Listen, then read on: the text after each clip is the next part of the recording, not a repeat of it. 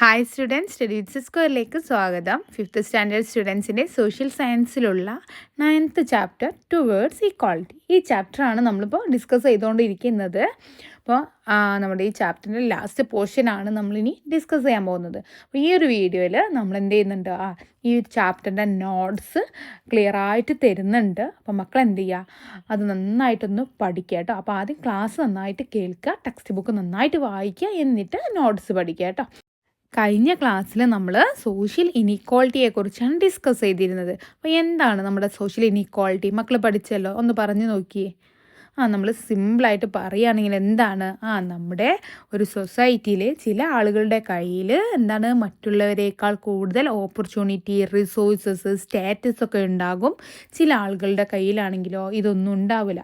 അപ്പോൾ ചില ആളുകളുടെ കയ്യിൽ നല്ല സ്റ്റാറ്റസ് പവർ ഉണ്ടാവില്ലേ, അതുപോലെ തന്നെ അവർക്ക് ഒരുപാട് ഓപ്പർച്യൂണിറ്റീസ് ഉണ്ടാവും. എഡ്യൂക്കേഷണൽ ഫീൽഡിലായാലും ഇനി എന്ത് തന്നെ ആയാലും അവർക്ക് ഫുഡ്, ഷെൽട്ടർ, എന്തിൻ്റെ കാര്യത്തിൽ നല്ല ഓപ്പർച്യൂണിറ്റീസ് അവർക്ക് ഉണ്ടാകും.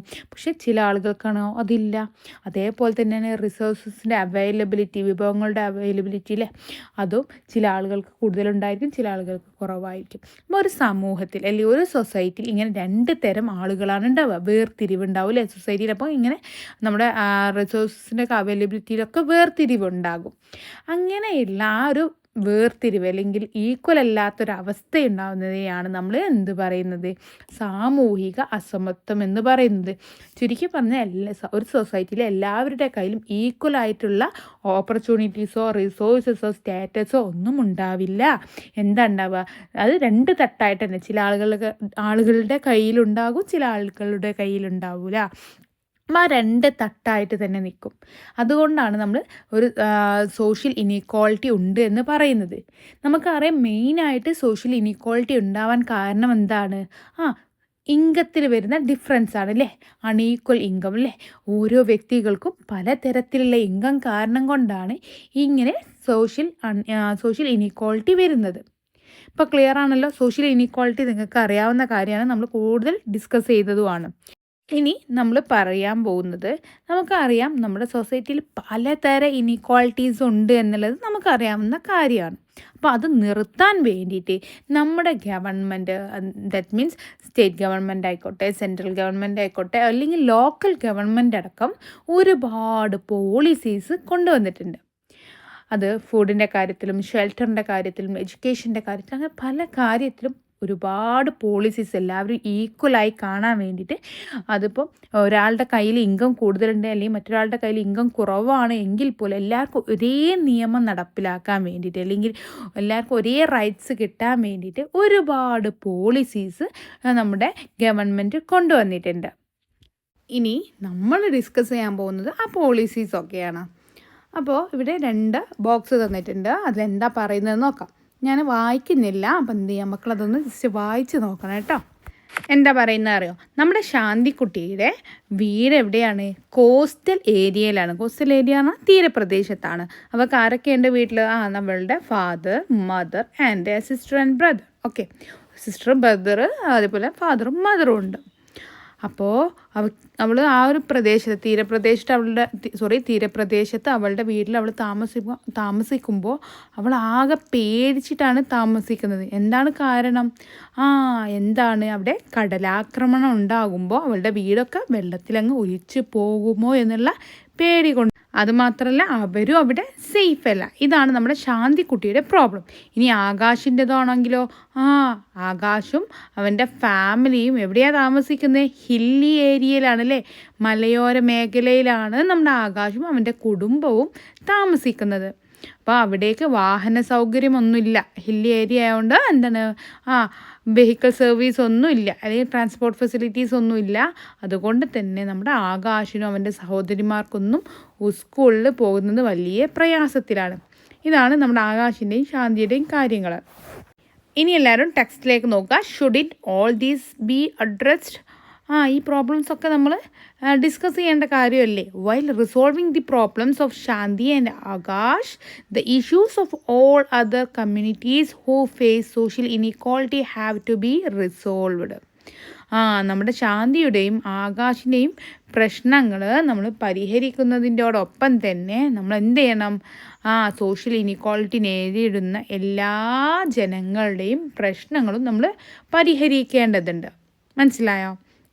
ഇനി social progress is possible only when the basic needs of all the people are met. എപ്പോഴാണ് സോഷ്യൽ പ്രോഗ്രസ് ഒരു സൊസൈറ്റിയിൽ ഒരു സോഷ്യൽ പ്രോഗ്രസ് അല്ലെങ്കിൽ എന്താ പറയുക സാമൂഹിക പുരോഗതി ഉണ്ട് എന്ന് നമ്മൾ പറയുക എപ്പോഴാണ് പറയുന്നത് മക്കളെ? എല്ലാ ജനങ്ങളുടെയും അവിടെയുള്ള എല്ലാ ജനവിഭാഗങ്ങളുടെയും അടിസ്ഥാനമായിട്ടുള്ള ആവശ്യങ്ങൾ നിറവേറുമ്പോഴാണ് നമ്മൾ എന്ത് പറയുന്നത്? അവിടെ സാമൂഹിക പുരോഗതി അല്ലെങ്കിൽ സോഷ്യൽ പ്രോഗ്രസ് ഉണ്ട് എന്ന് നമ്മൾ പറയുന്നത്. മനസ്സിലായോ? Social progress is possible. എപ്പോഴാണ് സോഷ്യൽ പ്രോഗ്രസ് പോസിബിൾ ആകുന്നത്? Only when the basic needs of all the people are met. അവിടെയുള്ള എല്ലാ ജനങ്ങളുടെയും അടിസ്ഥാന സൗകര്യങ്ങൾ നടക്കുമ്പോഴാണ് നമ്മളവിടെ സോഷ്യൽ പ്രോഗ്രസ് ഉണ്ടെന്ന് പറയുന്നത്. മനസ്സിലായല്ലോ? Adequate facilities and conditions for the same have to be set up. Addressing social inequality requires comprehensive policy reforms. To this end, our government formulates and implements educational initiatives and projects for social justice and equal rights. അപ്പോൾ നമുക്ക് social progress ഉണ്ടാവണമെങ്കിൽ എന്ത് വേണം? അതിനുള്ള സൗകര്യങ്ങളും സാഹചര്യങ്ങളൊക്കെ നമ്മൾ ഉണ്ടാക്കേണ്ടതുണ്ട്. അതുകൊണ്ട് തന്നെ നമ്മുടെ ഗവൺമെൻറ് ഒരുപാട് പോളിസീസ് ഈ സോഷ്യൽ ഇനീക്വാളിറ്റി ഒഴിവാക്കാൻ വേണ്ടിയിട്ട് ഒരുപാട് പോളിസീസ് നമ്മുടെ ഗവൺമെൻറ് എന്ത് ചെയ്തിട്ടുണ്ട്? കൊണ്ടുവന്നിട്ടുണ്ട്. മനസ്സിലായോ? അതിൽ നമ്മുടെ എഡ്യൂക്കേഷണൽ ഇനീഷ്യേറ്റീവ്സ് വിദ്യാഭ്യാസ സംരംഭങ്ങളുണ്ട്. അതുപോലെ തന്നെ project for social justice and equal rights. സാമൂഹിക നീതിക്കും അതുപോലെ തന്നെ അവകാശം റൈറ്റ്സിന് ഈക്വൽ റൈറ്റ്സ് ഉണ്ടാവാൻ വേണ്ടിയിട്ടുള്ളൊക്കെ പദ്ധതികൾ നമ്മുടെ ഗവൺമെൻറ് കൊണ്ടുവന്നിട്ടുണ്ട്. നോക്കാം. Government interventions to address socio economic inequality. Socio economic inequality സാമൂഹിക അതുപോലെ തന്നെ സാമ്പത്തിക അസമത്വം പരിഹരിക്കുന്നതിനുള്ള നമ്മുടെ സർക്കാരിൻ്റെ നമ്മുടെ ഗവൺമെൻറ്റിൻ്റെ ഇടപെടലുകളാണ് ഇനി നമ്മൾ പഠിക്കാൻ പോകുന്നത്, അല്ലെങ്കിൽ പദ്ധതികളാണ് ഇനി നമ്മൾ പഠിക്കാൻ പോകുന്നത്. The governments implement various schemes for the uplift of the people who face inequality.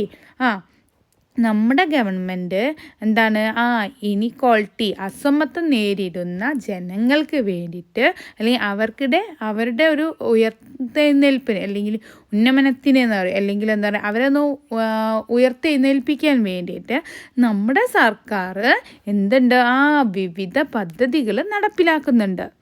അതിൽ central and state governments have been implementing various schemes to provide food, shelter, education, health care and other basic facilities to all sections of people. അപ്പോൾ ഇതൊക്കെ നമ്മൾ നേരത്തെ പറഞ്ഞിട്ടുള്ള കാര്യങ്ങൾ തന്നെ നമ്മുടെ central government ആവട്ടെ അല്ലെങ്കിൽ നമ്മുടെ സ്റ്റേറ്റ് ഗവൺമെൻറ് ആവട്ടെ അല്ലെങ്കിൽ നമ്മുടെ ലോക്കൽ ഗവൺമെൻറ് ആവട്ടെ അവരൊക്കെ ഒരുപാട് സ്കീംസ് ഇംപ്ലിമെൻ്റ് ചെയ്യുന്നുണ്ട്. എന്തിനു വേണ്ടിയിട്ട് നടപ്പിലാക്കുന്നത്? ഒരുപാട് സ്കീംസ് നടപ്പിലാക്കുന്നത് എന്തിനു വേണ്ടിയിട്ടൊക്കെയാണ്? ഭക്ഷണം, ഫുഡ്, ഷെൽട്ടർ, അതുപോലെ തന്നെ എഡ്യൂക്കേഷൻ, അതുപോലെ ഹെൽത്ത് കെയർ. ഇങ്ങനത്തെ അടിസ്ഥാന സൗകര്യങ്ങൾ എല്ലാവിധ ജനങ്ങൾക്കും ഒരുപോലെ ലഭ്യമാകുന്നുണ്ടോ എന്ന് നോക്കാൻ വേണ്ടിയിട്ടാണ് നമ്മുടെ സർക്കാർ ഒരുപാട് പദ്ധതികൾ കൊണ്ടുവരുന്നത്. ഓക്കെ, അപ്പോൾ അതിൽ ഫസ്റ്റ് വണ്ണാണ് വെൽഫെയർ പെൻഷൻസ്.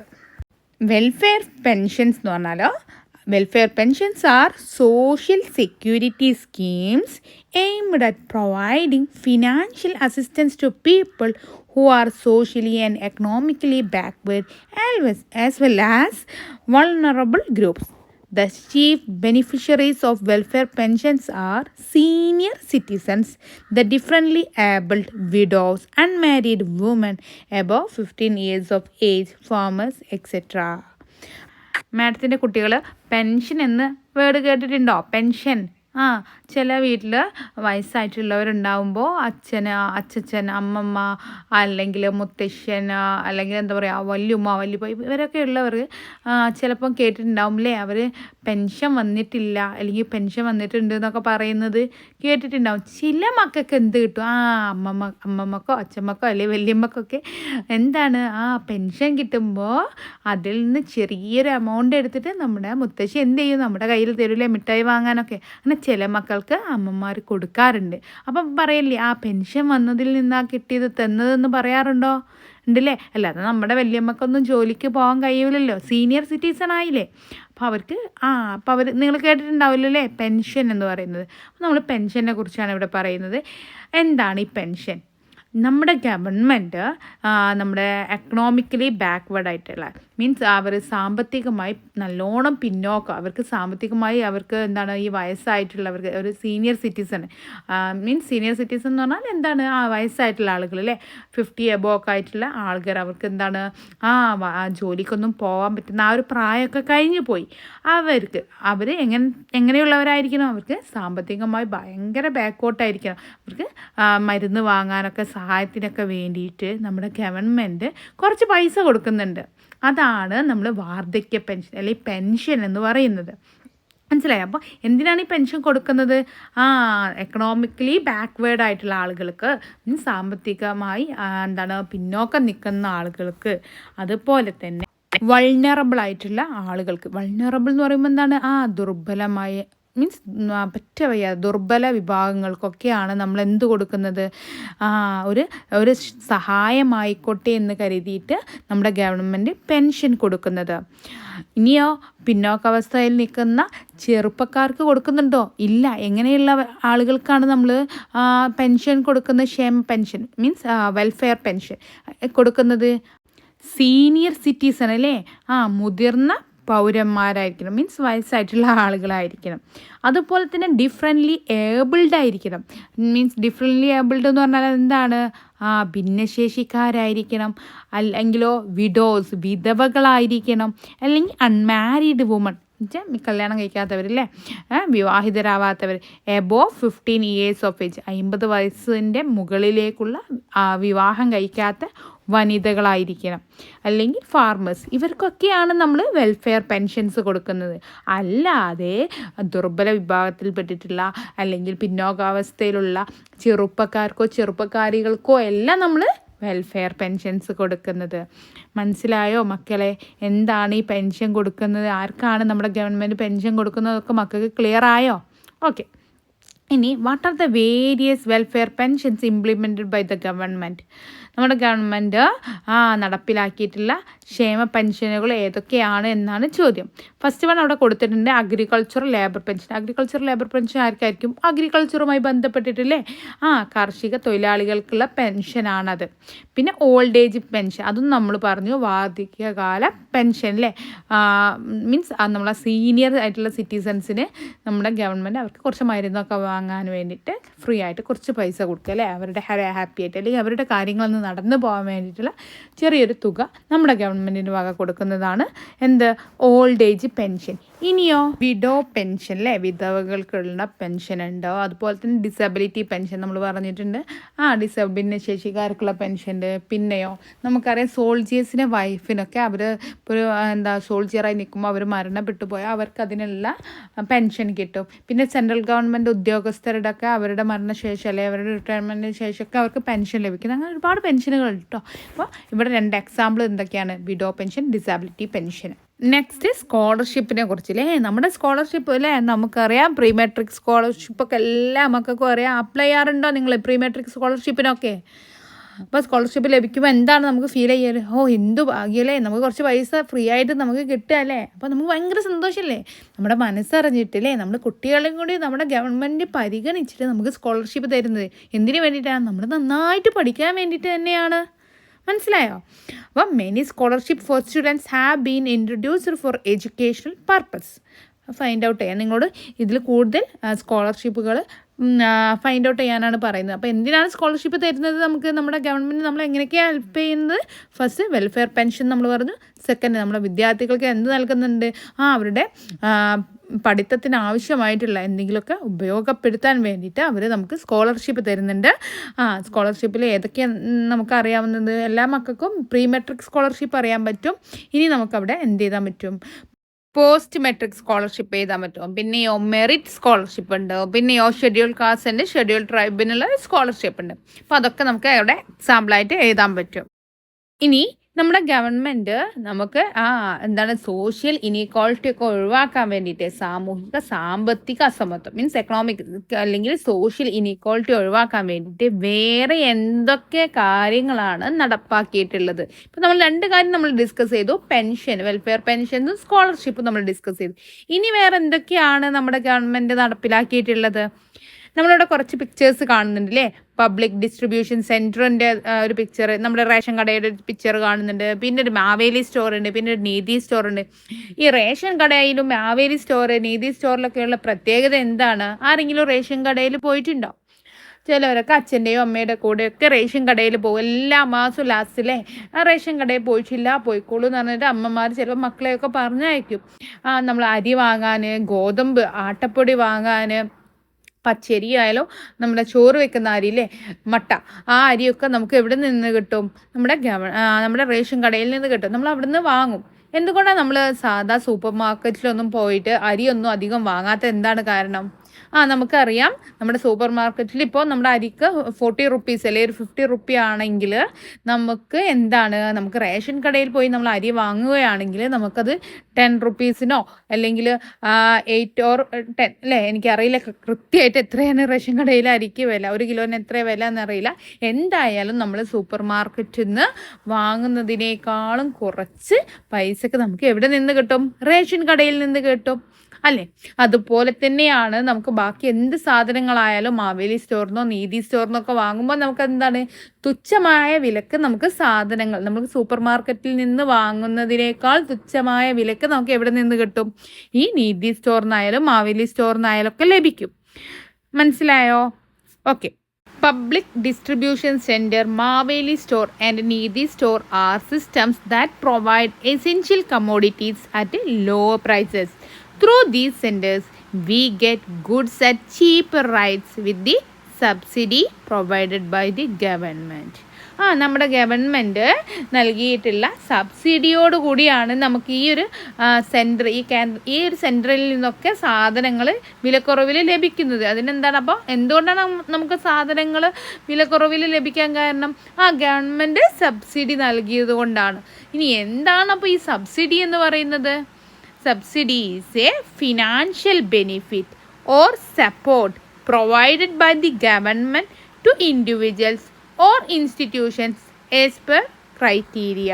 സബ്സിഡി എന്ന് പറയുന്നത് ഒരു ഫിനാൻഷ്യൽ ബെനിഫിറ്റാണ്. ഫിനാൻഷ്യൽ ബെനിഫിറ്റ് എന്ന് പറയുമ്പോൾ എന്താണ്? നമുക്ക് സാമ്പത്തികമായി ലഭിക്കുന്ന ഒരു ആനുകൂല്യമാണ് അത്, അല്ലെങ്കിൽ ഒരു സപ്പോർട്ടാണ്. ആരാണ് ഈ സപ്പോർട്ട് നൽകുന്നത്? നമ്മുടെ ഗവൺമെൻറ് തന്നെ. ആർക്കാണ് നൽകുന്നത്? ഇൻഡിവിജ്വൽസിന്, ജനങ്ങൾക്കോ അല്ലെങ്കിൽ വല്ല സ്ഥാപനങ്ങൾക്കോ. എങ്ങനെയാണ് അത് നൽകുന്നത്? ചില മാനദണ്ഡങ്ങൾ അനുസരിച്ചാണ് ചില നൽകുന്നത്. അപ്പോൾ സബ്സിഡി എന്ന് പറയുന്നത് എന്താണ്?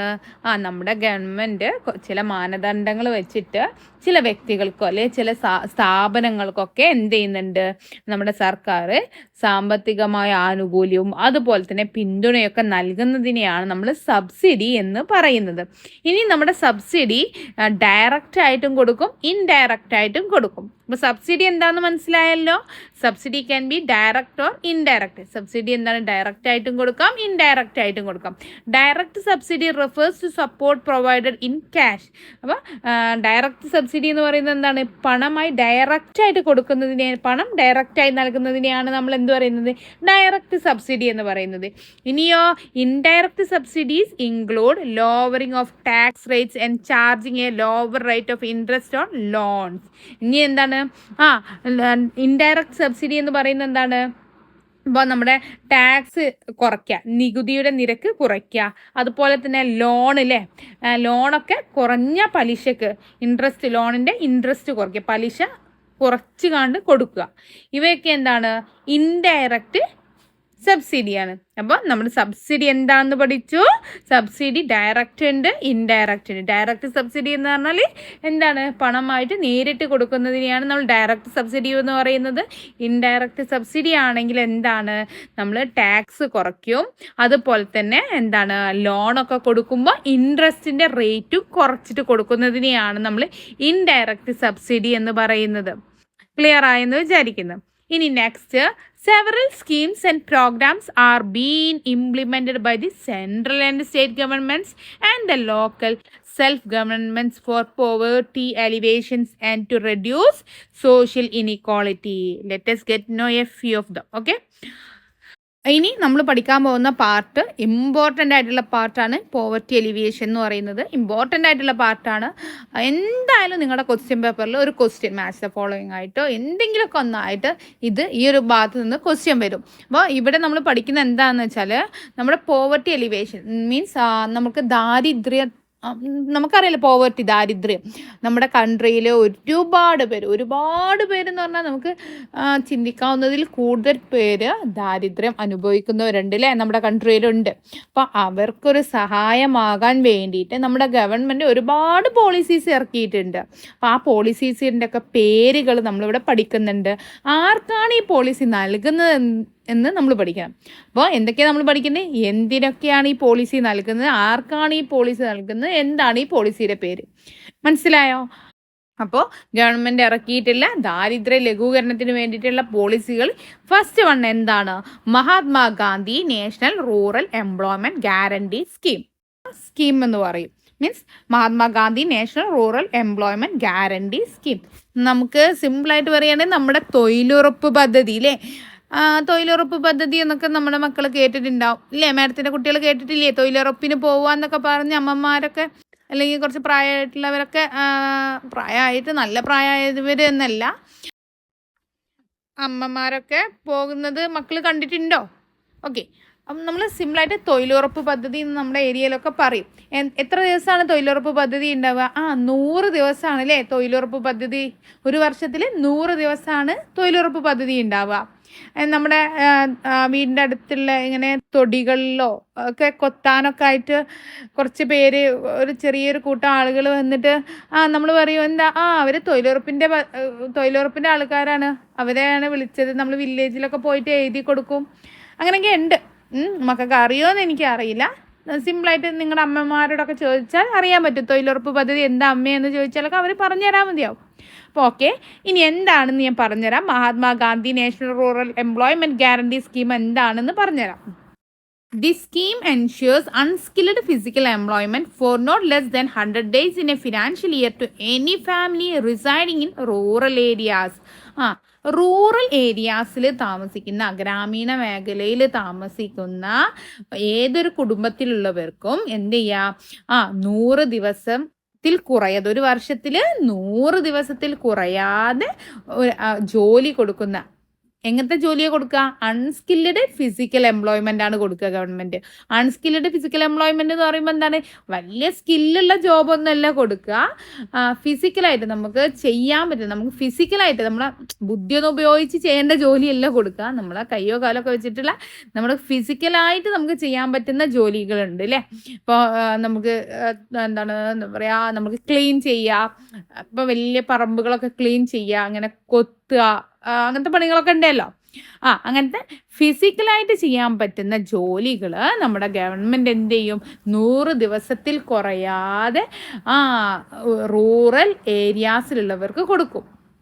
മനസ്സിലായോ? അവർക്കൊരു സഹായമാകാൻ വേണ്ടിയിട്ട് ഈ പോവർട്ടി ഓവർകം ചെയ്യാം എന്ന രൂപേണ അവർക്ക് കൊടുക്കും. ഇനിയോ, it's beneficiaries R individuals above 18 years old. അങ്ങനെ എല്ലാവർക്കൊന്നും കൊടുക്കൂല. ആർക്കാണ് കൊടുക്കുക? 18 വയസ്സിന് മുകളിലുള്ളവർക്കാണ് അത് കൊടുക്കുക. ഇങ്ങനെ 100 ദിവസം ജോലി കൊടുക്കുമ്പോൾ അവർക്ക് അതിനുള്ളൊരു വരുമാനവും ലഭിക്കും. അപ്പോൾ എന്തിനാണ് ഇതിങ്ങനെ കൊടുക്കുന്നത്? നമ്മുടെ പോവർട്ടി ഓവർകം ചെയ്യാൻ വേണ്ടിയിട്ടല്ലേ. അപ്പോൾ ആരാണിത് കൊടുക്കുന്നത്? നമ്മുടെ സെൻട്രൽ ഗവൺമെൻറ്റും സ്റ്റേറ്റ് ഗവൺമെൻറ്റും കൂടി നടപ്പാക്കിയിട്ടുള്ളൊരു പോവർട്ടി അലിവേഷൻ സ്കീമാണിത്. എന്തിനാണ് പോവർട്ടി എലിവേഷൻ സ്കീം എന്ന് പറയുമ്പോൾ? ദാരിദ്ര്യ നിർമ്മാർജ്ജന പദ്ധതിയാണിത്. മനസ്സിലായല്ലോ. അപ്പം സിമ്പിളായിട്ട് മനസ്സിലാക്കാൻ ആകെ കുറച്ച് പോയിന്റേ ഉള്ളൂ. എന്താണ് Mahatma Gandhi national rural employment guarantee സ്കീമിൽ ഉള്ളത്? അത് അൺസ്കിൽഡ് ഫിസിക്കൽ എംപ്ലോയ്മെന്റ് ആണ് ഉണ്ടാവുക. എത്ര ദിവസം ജോലി ഉണ്ടാവും? 100 ദിവസം ജോലി ഉണ്ടാകും. ഒരു വർഷത്തിൽ 100 ദിവസം ജോലി ഉണ്ടാവും. ആർക്കാണ് ലഭിക്കുക? 18 വയസ്സിന് മുകളിലുള്ള റൂറൽ ഏരിയാസിൽ താമസിക്കുന്നവർക്കാണ് ലഭിക്കുക. ആരാണിത് നടപ്പാക്കിയത്? സെൻട്രൽ ആൻഡ് സ്റ്റേറ്റ് ഗവൺമെന്റ് ആണ് നടപ്പാക്കിയത്.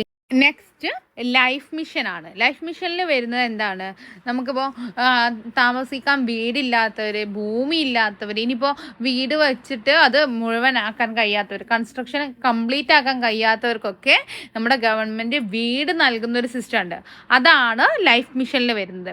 The objective of the complete housing scheme is to provide a safe and decent housing system in Kerala for all the landless, homeless, people with homes that have not been fully constructed and those whose existing house is not fit to live in. അപ്പം എന്താ പറയുന്നതെന്ന് വെച്ചാൽ, ആർക്കാണ് life മിഷനിൽ ഉപകാരപ്പെടുന്നത്? Landless, ഭൂമി ഇല്ലാത്തവർ, പിന്നെയോ ഭൂരഹിതർ എന്ന് പറയില്ലേ, പിന്നെയോ ഹോംലെസ്, അതുപോലെ തന്നെ ഭവനരഹിതർ, അവർക്ക് വീടില്ലാത്തവർ, അതുപോലെ തന്നെ homes that have not been fully constructed, വീട് വെച്ചിട്ട് പൂർത്തിയാവാത്തവർക്കൊക്കെ, അല്ലെങ്കിൽ നിലവിൽ വീടുണ്ട് പക്ഷെ അതെന്താണ് നമുക്ക് താമസിക്കാൻ പറ്റൂല, അതിൽ നമുക്ക് സുരക്ഷിതമായിട്ട് അവിടെ താമസിക്കാൻ പറ്റാത്തൊരു സ്ഥലമാണ് നമുക്കുള്ളത് എങ്കിൽ അവർക്ക് സുരക്ഷിതമായതും അതുപോലെ തന്നെ എന്താണ് താമസിക്കാൻ യോഗ്യവുമായിട്ടുള്ള അല്ലെങ്കിൽ മാന്യവുമായിട്ടുള്ള ഒരു വീട് നൽകുക, ഒരുക്കി നൽകുക. ഒരു വീട് എന്ന സംവിധാനം ഒരുക്കി നൽകുക എന്നൊരു ലക്ഷ്യത്തോടു കൂടിയാണ് ലൈഫ് മിഷൻ ഉള്ളത്.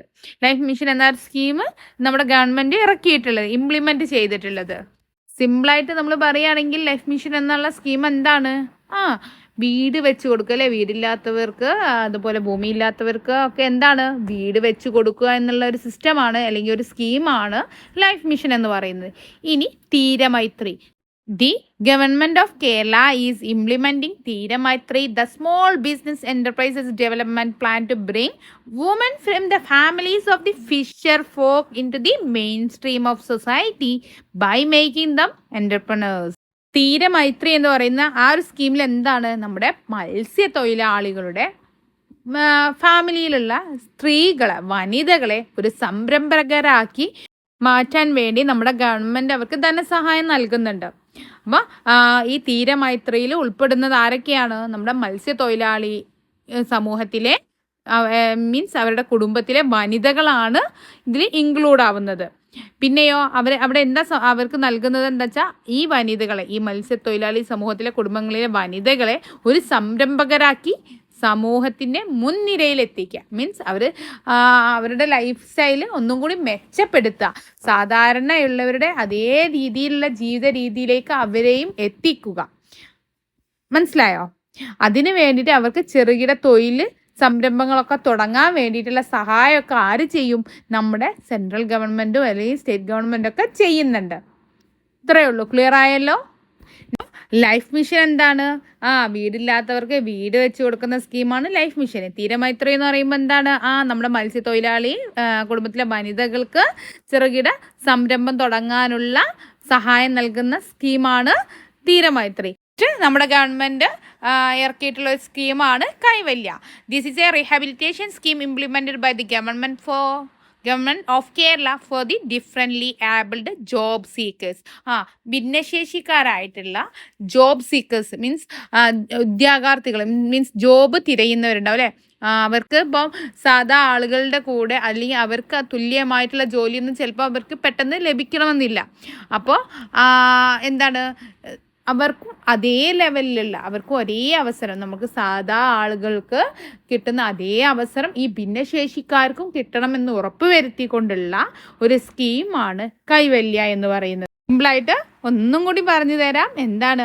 ഭിന്നശേഷിയുള്ള ഈ ഉദ്യോഗാർത്ഥികൾക്ക് എന്താണ് കേരള സർക്കാർ നടപ്പിലാക്കുന്ന, അവർക്കും സാധാ ആളുകളുടെ കൂടെ തന്നെ, അല്ലെങ്കിൽ അവർക്കും ഒരേ അവസര തുല്യത, മീൻസ് ഒരേ ഓപ്പർച്യൂണിറ്റി തന്നെ. ഭിന്നശേഷിയുണ്ട് എന്ന് പറഞ്ഞിട്ട് അവരെ മാറ്റി നിർത്തേണ്ട ആവശ്യമില്ല. ജോബിൽ നിന്നും ഒരു തൊഴിലിൽ നിന്നും അവരെ മാറ്റി നിർത്തേണ്ട ആവശ്യമില്ല. അവർക്കും സാധാ ആളുകൾക്കുള്ള അതേ അവസരങ്ങൾ നൽകിക്കൊണ്ട് അവരെയും മുൻപന്തിയിലേക്ക് എത്തിക്കുക എന്നുള്ളൊരു സ്കീമാണ് കൈവല്യ എന്ന് പറയുന്ന ഒരു സ്കീം. ഓക്കെ, പിന്നെയോ വിദ്യാവാഹിനി. വിദ്യാവാഹിനി എന്ന് കാണുമ്പോൾ തന്നെ അവിടെ പിക്ചർ കാണുന്നത് നിങ്ങൾ എന്താണ്, ജീപ്പിൻ്റെ ഒരു പിക്ചറാണ് അല്ലേ. എന്താണ് Vidyavahini? Vidyavahini is a project to provide transportation facilities for tribal students to go to school.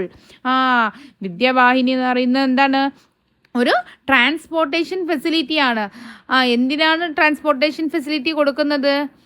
വാഹന സൗകര്യം അല്ലേ. എന്തിനാണ്? നമ്മുടെ ട്രൈബൽ സ്റ്റുഡൻസിൽ ചിലവർക്കൊന്നും എന്താണ്, സ്കൂളിൽ പോകാൻ വാഹന സൗകര്യം ഒന്നും ഉണ്ടാവില്ല. അപ്പോൾ വാഹന സൗകര്യം ഇല്ല എന്ന് പറഞ്ഞുകൊണ്ട് അവരൊക്കെ സ്കൂൾ ഡ്രോപ്പ് ഔട്ട് ആക്കും, സ്കൂളിൽ നിന്ന് കൊഴിഞ്ഞു പോകും, അല്ലെങ്കിൽ സ്കൂൾ ഒഴിവാക്കി പോകും. അപ്പോൾ അത് തടയാൻ വേണ്ടിയിട്ട് ഈ ട്രൈബൽ സ്റ്റുഡൻസിനെ വീട്ടിൽ നിന്ന് സ്കൂളിലേക്ക് പോകാനും സ്കൂളിൽ നിന്ന് വീട്ടിലോട്ട് പോകാനൊക്കെ ട്രാൻസ്പോർട്ടേഷൻ ഫെസിലിറ്റി ഗവൺമെൻറ് നൽകുകയാണ്. അപ്പോൾ പിന്നെ സ്കൂൾ ഡ്രോപ്പ് ഔട്ട് ആക്കേണ്ട ആവശ്യമോ അവർക്ക് വിദ്യാഭ്യാസം ഇല്ലാത്തൊരവസ്ഥയോ ഒന്നും വരില്ലല്ലോ. അപ്പോൾ അതിന് വേണ്ടിയിട്ടാണ് വിദ്യാവാഹിനി എന്ന സ്കീം പുറപ്പെടുവിച്ചിട്ടുള്ളത്. അപ്പോൾ 4 സ്കീമാണല്ലേ നമ്മൾ പഠിച്ചത്. 5 സ്കീമിലെ നമ്മൾ പഠിച്ചത്. വേറെ കുറച്ച് സ്കീമുകൾ കൂടി. ജനനി, ജന്മരക്ഷ, പ്രതിഭാതീരം, ഗോത്രബന്ധു. അപ്പം ഇതിൽ ജനനി ജന്മരക്ഷ എന്ന് പറയുന്ന scheme government of Kerala implement ചെയ്തത് to provide nutrition to pregnant women and mothers who belong to tribal groups. Tribal ഗ്രൂപ്പിൽ പെട്ടിട്ടുള്ള, ഗോത്ര വിഭാഗത്തിൽ പെട്ടിട്ടുള്ള ഗർഭിണികൾക്കും അമ്മമാർക്കും എന്ത് നൽകുക? പോഷകാഹാരം ലഭിക്കുന്നതിന് വേണ്ടിയിട്ട് നമ്മുടെ സർക്കാർ നടപ്പിലാക്കിയിട്ടുള്ള പദ്ധതിയാണ് ജനനി ജന്മരക്ഷ എന്ന് പറയുന്ന പദ്ധതി. ഓക്കെ, ക്ലിയർ അല്ലേ? നെക്സ്റ്റ് പ്രതിഭാതീരം. പ്രതിഭാതീരം എന്ന് പറയുന്നത് ഈ തീരദേശ മേഖലയിലുള്ള കുട്ടികളുടെയൊക്കെ വിദ്യാഭ്യാസ പുരോഗതിക്ക് വേണ്ടിയിട്ടാണ് ഈ പ്രതിഭാതീരം എന്ന് പറയുന്ന സ്കീം ഇംപ്ലിമെൻ്റ് ചെയ്തിട്ടുള്ളത്. A scheme implemented by the government of Kerala for the educational advancement of children hailing from the coastal region. Coastal region എന്ന് പറഞ്ഞാൽ തീരപ്രദേശം.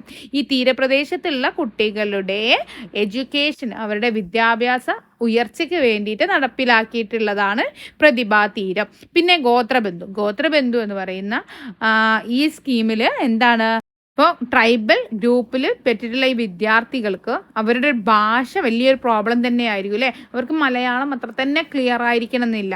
അപ്പോൾ അതുകൊണ്ട് തന്നെ അവരെന്ത് ചെയ്യും, സ്കൂളുകളിൽ നിന്നൊക്കെ ഒഴിഞ്ഞു പോകും. അവർക്ക് ആ ഒരു ഭാഷാ പ്രശ്നം ഉണ്ടാകും. അപ്പോൾ അവർ ഒഴിഞ്ഞു പോകും. അപ്പോൾ അതൊക്കെ തടയുക എന്നുള്ളതും അതുപോലെ അവരുടെ ഈ ഭാഷാ പ്രശ്നം പരിഹരിക്കുക എന്നുള്ള ലക്ഷ്യത്തോടു കൂടിയാണ് ഗോത്രബന്ധു എന്നുള്ളൊരു സ്കീം ഉണ്ടാക്കിയിട്ടുള്ളത്. അതിലെന്താ ചെയ്യുന്നത് വെച്ചാൽ അവരുടെ ട്രൈബൽ ലാംഗ്വേജിലും മലയാളത്തിലും നല്ല അറിവുള്ള, നല്ല യോഗ്യരായിട്ടുള്ള ആ ഗോത്രവിഭാഗത്തിൽപ്പെട്ടിട്ടുള്ള ഒരു അധ്യാപകനെ തിരഞ്ഞെടുത്തിട്ട് പ്രൈമറി സ്കൂളിൽ അധ്യാപകനാക്കി നിർത്തുക. അപ്പോൾ എന്താണ്, ഈ അധ്യാപകന് അവരുടെ ഭാഷയും അറിയാൻ പറ്റും. ഗോത്രവിഭാഗക്കാർക്ക് നമുക്കറിയാം, ട്രൈബൽ ഗ്രൂപ്പ്സിന് അവർക്ക് അവരുടേതായ ഒരു ലാംഗ്വേജ് ഉണ്ട്. അപ്പോൾ ആ ട്രൈബൽ ഗ്രൂപ്പ്സിൽ നിന്ന് തന്നെ ഒരു അധ്യാപകനെ നമ്മൾ തിരഞ്ഞെടുക്കുമ്പോൾ, അല്ലെങ്കിൽ അവർക്കൊരു അവസരം കൊടുക്കുമ്പോൾ എന്താണ്, ആ കുട്ടികൾക്കും അവരുടെ ഈ ഭാഷാ പ്രശ്നം സോൾവ് ആയി പോകും അല്ലേ. അവർക്ക് മലയാളത്തിൽ മാത്രമാകുമ്പോൾ അവർക്ക് അതെന്താണ് ഉൾക്കൊള്ളാൻ കഴിയില്ല. അപ്പോൾ ഈ മലയാളത്തിലും അവരുടെ ട്രൈബൽ ലാംഗ്വേജിലും നല്ല അറിവുള്ള ഒരു അധ്യാപകനെ അവരിൽ നിന്ന് തന്നെ തിരഞ്ഞെടുത്ത് പ്രൈമറി സ്കൂളിലെ ടീച്ചറായി നിയമിക്കുക. അതാണ് ഗോത്രബന്ധു എന്ന് പറയുന്നത്. ഈ ഗോത്രബന്ധു എന്നുള്ള ഒരു സ്കീമിൻ്റെ ലക്ഷ്യം എന്താണെന്ന് വെച്ചാൽ ഈ ലാംഗ്വേജ് പ്രോബ്ലം സോൾവ് ചെയ്യുക, അതുപോലെ തന്നെ ട്രൈബൽ സ്റ്റുഡൻസിൻ്റെ ഡ്രോപ്പ് ഔട്ട്സ് പ്രിവെൻറ്റ് ചെയ്യുക. ഡ്രോപ്പ് ഔട്ട് എന്ന് പറഞ്ഞാൽ കൊഴിഞ്ഞു പോകുക, സ്കൂളിൽ നിന്ന് ഒഴിഞ്ഞു പോകുക എന്നുള്ളതാണ് ഡ്രോപ്പ് ഔട്ട് എന്ന് പറയുന്നത്. അപ്പോൾ അതും തടയുക എന്നുള്ളതാണ് കേട്ടോ. ഈ ഒന്നും കൂടി സിമ്പിളാവാൻ വേണ്ടിയിട്ട് നമുക്ക് ഈ സ്കീംസൊക്കെ ജസ്റ്റ് ഒന്നും കൂടി നോക്കാം. ഓക്കെ, ഫസ്റ്റത്തെ സ്കീം എന്തായിരുന്നു? Mahatma Gandhi national rural employment guarantee സ്കീമാണ് അല്ലേ. അതിൽ നമുക്കറിയാം അതിൻ്റെ ബെനിഫിഷ്യറീസ് ആരൊക്കെയാണ് അത് ലഭിക്കുന്നത്.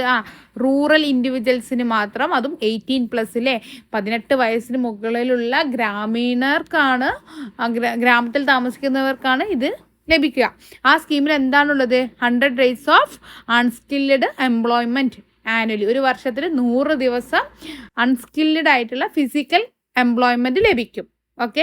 ഇനി ലൈഫ് മിഷൻ ആണെങ്കിൽ ഈസി ആണല്ലേ. ലൈഫ് മിഷൻ എന്താണ്, ആർക്കൊക്കെ ലഭിക്കുക? ലാൻഡ്ലെസ്, ഭൂമി ഇല്ലാത്തവർക്ക്, അതുപോലെ തന്നെ ഹോംലെസ്, വീടില്ലാത്തവർക്കൊക്കെയാണ് കേരളത്തിൽ ലഭിക്കുന്നത്. അതുപോലെ അതിൻ്റെ ഫീച്ചേഴ്സ് എന്തൊക്കെയാണ്? സേഫ് ആൻഡ് ഡീസൻറ്റ് ഹൗസിങ്, അവർക്ക് വീട് വെച്ച് നൽകും. പിന്നെയോ അതുപോലെ തന്നെ തീരമൈത്രി ആരൊക്കെയാണ്? നമുക്ക് തീരത്ത് അല്ലെങ്കിൽ തീരമൈത്രി, ആ ഒരു തീരം എന്നുള്ള പേര് കേൾക്കുമ്പോൾ തന്നെ ഓർക്കുക എന്താണ്? ഫിഷറീസിൻ്റെ വിമൻ. എന്താണ് അതിൻ്റെ ഫീച്ചർ? എന്താണ്? സ്മാൾ ബിസിനസ് ഒക്കെ തുടങ്ങാൻ സഹായം നൽകൂലേ. പിന്നെയോ പ്രൊമോട്ട് സ്മാൾ ബിസിനസ് എൻ്റർപ്രൈസസ്. പിന്നെയോ കൈവല്യ എന്താണ്? നമുക്കറിയാം, ഡിഫറെൻ്റ്ലി ഏബിൾഡ് ആയിട്ടുള്ളവർ ജോബ് സീക്കേഴ്സിന് വേണ്ടിയിട്ടാണ് ഉള്ളത് അല്ലേ. അപ്പം ഭിന്നശേഷിക്കാരായ ആളുകൾക്ക്, അവർ ജോലി അന്വേഷിക്കുന്നവർക്ക് ജോലി കൊടുക്കുക. എങ്ങനെയാണ്? അവർക്കും നമ്മളെ പോലെ തന്നെയുള്ള ഓപ്പർച്യൂണിറ്റിയും സോഷ്യൽ ഇൻക്ലൂഷനും ഒക്കെ കൊടുക്കുന്നതാണ്. ഒരു ഒരേ രൂപത്തിൽ ഭിന്നശേഷിക്കാരായി വിചാരിച്ചിട്ട് അവർക്ക് അവസരങ്ങൾ ഇല്ലാതാക്കുന്നില്ല. അതാണ് കൈവല്യം. പിന്നെയോ വിദ്യാവാഹിനി, അതെന്താണ്? നമ്മുടെ ട്രൈബൽ സ്റ്റുഡൻസിനാണ്. അവർക്ക് എന്താണ്? സ്കൂളിൽ പോകാനുള്ള ട്രാൻസ്പോർട്ട് ഫെസിലിറ്റീസ് കൊടുക്കുന്നതാണ് വിദ്യാവാഹിനി. പിന്നെയോ ജനനി ജന്മരക്ഷ എന്താണ്? അത് നമ്മുടെ ട്രൈബൽ ആയിട്ടുള്ള പ്രഗ്നൻ്റ് വുമൻസിനും അമ്മമാർക്കും മദേഴ്സിനും ഉള്ളതാണ്. എന്തിനാണത്? ന്യൂട്രീഷണൽ സപ്പോർട്ട് കൊടുക്കാൻ വേണ്ടിയിട്ടാണ്. പിന്നെയോ പ്രതിഭാതീരം, അതും ഈ തീരം എന്ന് പറയുമ്പോൾ തന്നെ ഓർക്കുക കോസ്റ്റൽ ഏരിയാസ്, നമ്മുടെ കടലുമായിട്ട് ബന്ധപ്പെട്ടിട്ടാണ്. അപ്പോൾ കോസ്റ്റൽ ചിൽഡ്രനെ അവരുടെ എഡ്യൂക്കേഷണൽ അഡ്വാൻസ്മെൻറ്റിന് വേണ്ടിയിട്ടാണ് പ്രതിഭാതീരം എന്ന സ്കീം വരുന്നത്. പിന്നെ ഗോത്രബന്ധു എന്താണ്? നമ്മുടെ ട്രൈബൽ സ്റ്റുഡൻസിനും ടീച്ചേഴ്സിനും. കാരണം എന്താണ്? ട്രൈബൽ സ്റ്റുഡൻസിന് അവർ സ്കൂളിൽ നിന്ന് പോവാതിരിക്കാൻ അവർക്ക് ഭാഷ അറിയുന്ന അവരുടെ ട്രൈബിലുള്ള തന്നെ ടീച്ചേഴ്സിന് അപ്പോയിൻമെൻറ്റ് ചെയ്യാം. ഓക്കെ. ഇനിയോ ഓൾഡ് ഏജ് പെൻഷൻ, അതൊരു സ്കീമാണ്. അതാർക്കാണ് ലഭിക്കുന്നത്? സീനിയർ സിറ്റിസണിനാണ് ലഭിക്കുക. ഒരു ഫിനാൻഷ്യൽ അസിസ്റ്റൻസ് വെച്ചാൽ നമുക്കൊരു പൈസ കുറച്ച് കിട്ടുമ്പോൾ നമ്മുടെ സാമ്പത്തികമായി ചെറിയൊരു നേട്ടം ലഭിക്കും അല്ലേ. പിന്നെയോ അഗ്രികൾച്ചറൽ ലേബർ പെൻഷൻ ആണെങ്കിലോ അത് അഗ്രികൾച്ചറൽ ലേബേഴ്സ്, റിട്ടയർഡ് ആയിട്ടുള്ള അഗ്രികൾച്ചറൽ ലേബേഴ്സിന് ലഭിക്കുന്നതാണ്. അതും ഇതേപോലെ ചെറിയൊരു ഫിനാൻഷ്യൽ സപ്പോർട്ട് ലഭിക്കുക. പിന്നെ നമുക്ക് പബ്ലിക് ഡിസ്ട്രിബ്യൂഷൻ സെൻറ്റേഴ്സ്, ഇതൊക്കെ ഞാൻ വെറുതെ ഇതിലേക്ക് കൂട്ടിയതാട്ടോ, ഒന്നും നിങ്ങൾക്ക് ഓർമ്മ വെക്കാൻ വേണ്ടിയിട്ട്. Public distribution centre, Maveli store, നീതി സ്റ്റോർ, ഇതൊക്കെ എല്ലാവർക്കും ജനറലായിട്ട് എല്ലാ പബ്ലിക്കിനും ലഭിക്കുന്ന ആനുകൂല്യങ്ങളാണ്. അത് എന്താണ് നമുക്കറിയാം. പബ്ലിക് ഡിസ്ട്രിബ്യൂഷൻ സെൻറ്ററിൽ സബ്സിഡൈസ്ഡ് ആയിട്ടുള്ള എസെൻഷ്യൽ ഗുഡ്സ്, നമുക്ക് റേഷൻ കടകളിലൊക്കെ എങ്ങനെയാണ് ഗുഡ്സ് കിട്ടുന്നതൊക്കെ നമ്മൾ ഡിസ്കസ് ചെയ്തതാണ്. മാവേലി സ്റ്റോറിലാണെങ്കിലോ നമുക്ക് എന്താണ് സബ്സിഡീസ് ചെയ്ത് ചെറിയ പൈസക്ക് സാധനങ്ങൾ കിട്ടും. അതേപോലെ തന്നെയാണ് നീതി സ്റ്റോറിലാണെങ്കിലും അഫോർഡബിൾ എസെൻഷ്യൽ ഐറ്റംസ് ഒക്കെ നമുക്ക് പാകത്തിൽ, നമ്മുടെ ഒരു ഓവർ വില കൊടുത്ത് സാധനങ്ങൾ വാങ്ങേണ്ടി വരില്ല. ഒരു മിതമായ വിലക്ക് നമുക്ക് അവിടെ നിന്നൊക്കെ സാധനങ്ങൾ കിട്ടും. അപ്പം ഈ ഒരു ടേബിൾ നിങ്ങൾ ഓർത്ത് വെക്കുകയാണെങ്കിൽ ഈ ഭാഗത്ത് വരുന്ന ക്വസ്റ്റ്യൻസിനൊക്കെ നിങ്ങൾക്ക് ആൻസർ എഴുതാൻ പറ്റും. ഈ ഒരു വീഡിയോയിൽ ഞാൻ ക്വസ്റ്റ്യൻസസ് ഇൻക്ലൂഡ് ചെയ്യുന്നില്ല, ഇപ്പോൾ തന്നെ ലോങ് ആയിപ്പോയി വീഡിയോ. അപ്പോൾ നമുക്ക് ക്വസ്റ്റ്യൻസും ആൻസേഴ്സും മാത്രമുള്ള ചെറിയൊരു വീഡിയോ ഞാൻ നെക്സ്റ്റ് തന്നെ അപ്ലോഡ് ചെയ്യാം കേട്ടോ.